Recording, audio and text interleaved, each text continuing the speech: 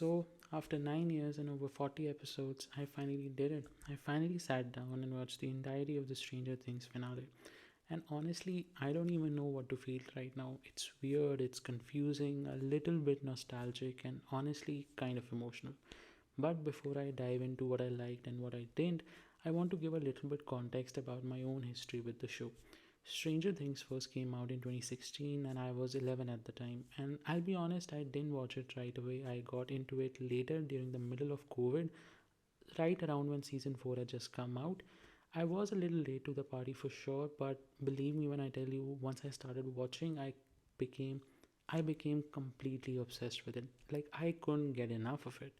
And I think that's why the show means so much to so many people, that despite its flaws, despite the long stretches of time it took to release these 40 plus episodes, it became such a juggernaut for our generation. It's a story we grew up watching with characters we grew up with in a world that somehow felt bigger than our bedrooms and our living rooms. And I think that's a big part of why people are so obsessed with it. It's not just a show, it's a shared memory. Now, about this last season, it came out just a couple of months ago, and today I finally watched the final episode, and I have a lot of thoughts.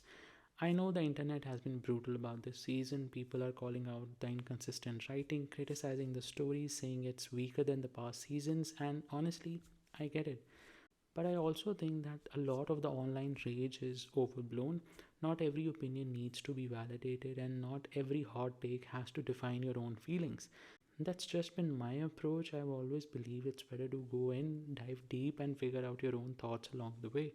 That's what I did with Stranger Things, especially this final season. Reviewing or talking about this final episode is a little tricky for me because over the years the show has become personal. Now that it's over, it's kind of surreal to look back and really reflect on what it means both as a story and as a cultural phenomenon. So, the final episode, it's a bit weird. It's not as bad as some people online would have you believe, but it's also not the masterpiece some of us might have hoped for. I'd say it lands somewhere in the middle. It's not Game of Thrones season 8 bad, but it's also not Breaking Bad season 5 great either. And maybe that's completely fine.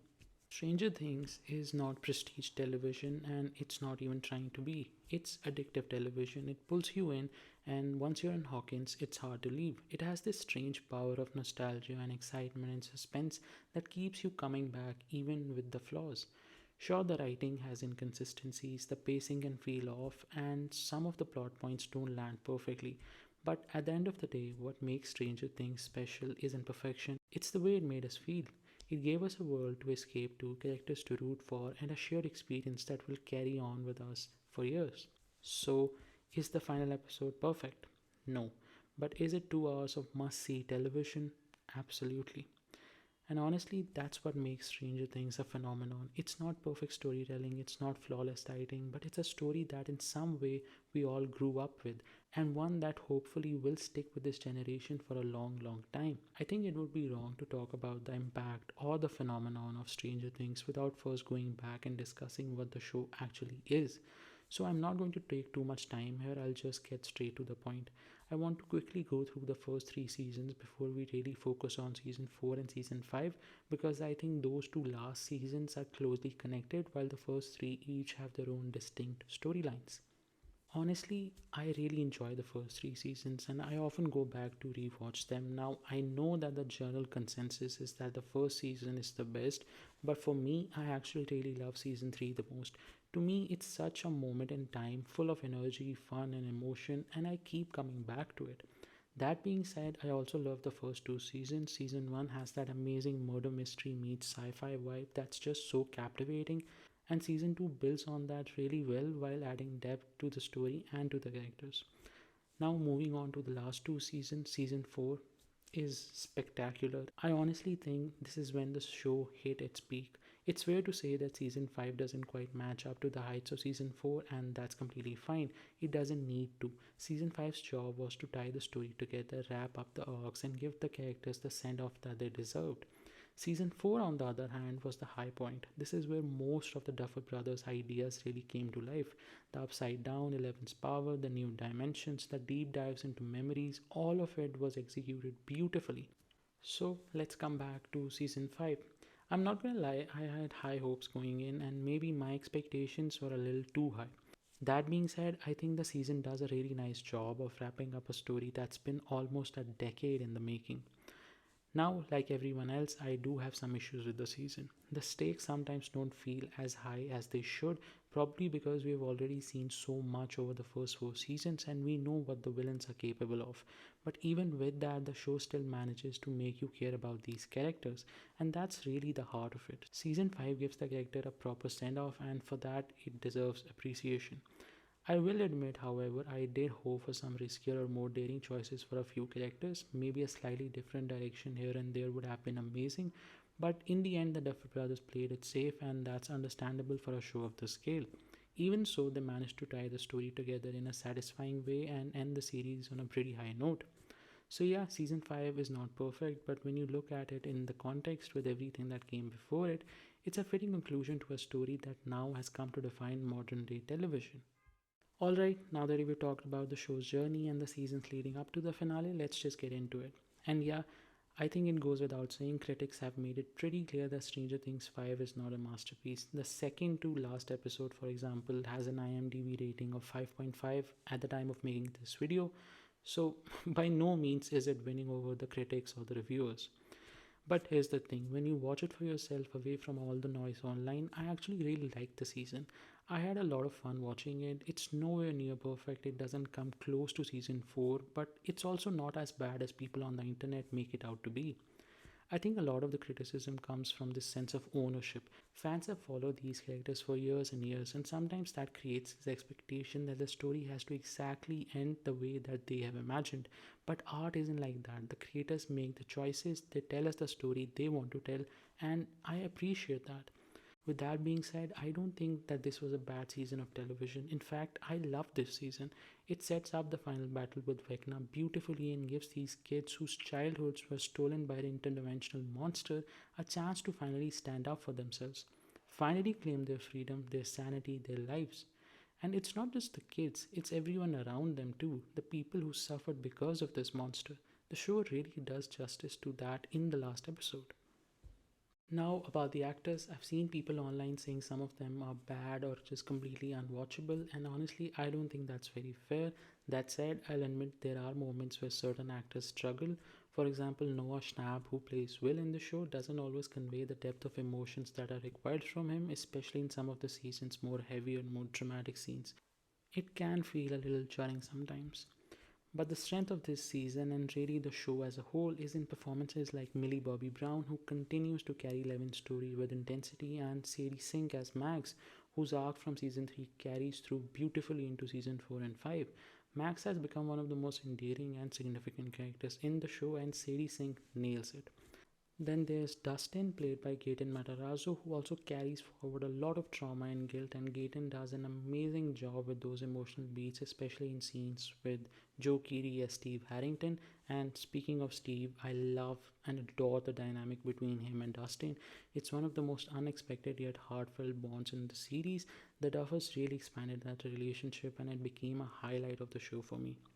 Lucas and Max also grow into such a strong couple, and the actors Caleb and Sadie Sink give brilliant performances.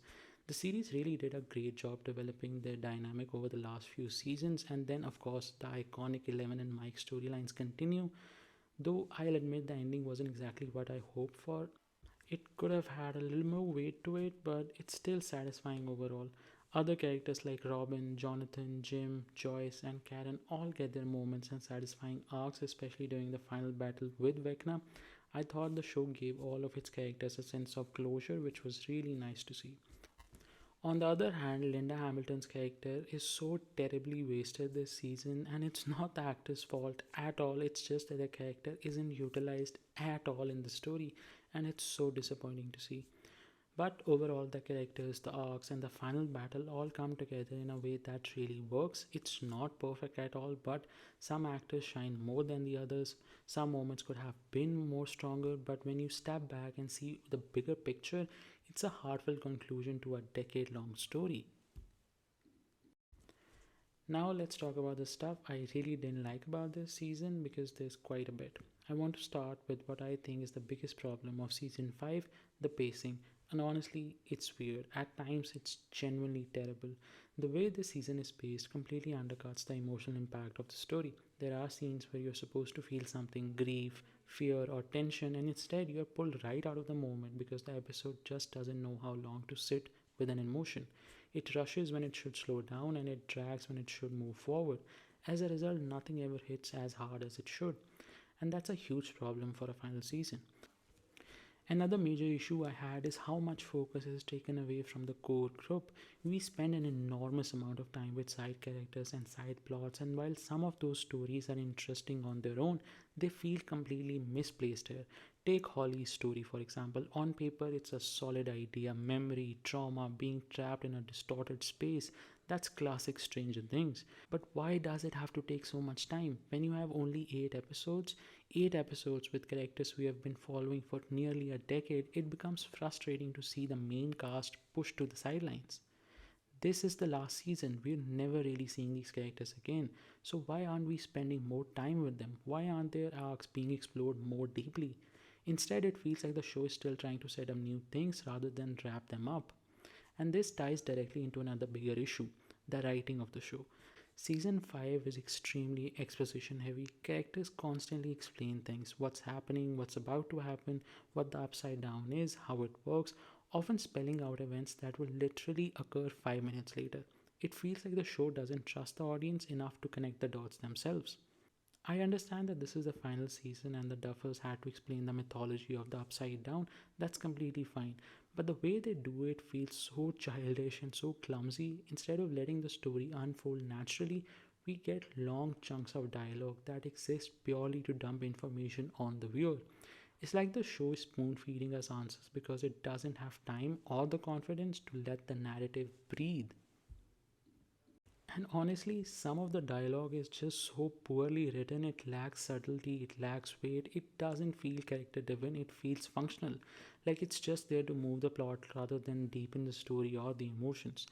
So, yeah, between the uneven pacing, the overuse of exposition, and the lack of focus on the core characters, season 5 often feels messy and inconsistent. And that's disappointing because this is a show that knows how to do better. I really wish this final season had trusted its character more and explained its world less, but unfortunately, this is the version of ending we got. So, yeah, those are my thoughts on the final season of Stranger Things, one of my favorite shows of the last decade. I didn't love everything about this season, I definitely had issues with it, but when I step back and look at Stranger Things as a whole, in the bigger picture, I think it told a genuinely beautiful and heartfelt story, and for the most part, it managed to tie that story together in a way that feels thoughtful and sincere. And I think that's the ultimate takeaway here. For anyone who's loved this show and has been watching it for years, the ending is gonna hit your heartstrings. It's gonna make you feel nostalgic and sad and weirdly happy all at once because these are characters we have grown attached to over a long period of time. But do I wish some characters were handled better? Absolutely. Do I wish certain storylines had stronger endings? For sure. But this is the ending we got. The show is over now and there's no changing that. And honestly, when it comes to the finale itself, the very last episode, I think it's pretty significant and genuinely well made. I'd even go as far as saying it's one of the strongest Stranger Things episodes we have gotten in a while. Most of the storylines are wrapped up in a way that feels emotional and earned, even if a few things don't land perfectly. And in today's television landscape, where so many long running shows completely fumble their endings, that's kind of the best outcome you can hope for. So, yeah, despite its flaws, I really like what Stranger Things ultimately set out to do. The final season may not be perfect, but it does bring the story together in a way that feels heartfelt and meaningful. And for me, that counts for a lot. So, yeah, those are my thoughts on the final season of Stranger Things. If you're not seen it, go watch it and form your own opinions. And if you've already watched it, let me know what you thought down in the comments below. I genuinely love to hear what you thought of the show. Yeah, that's it. That's it from my side, and I'll see you in the next one.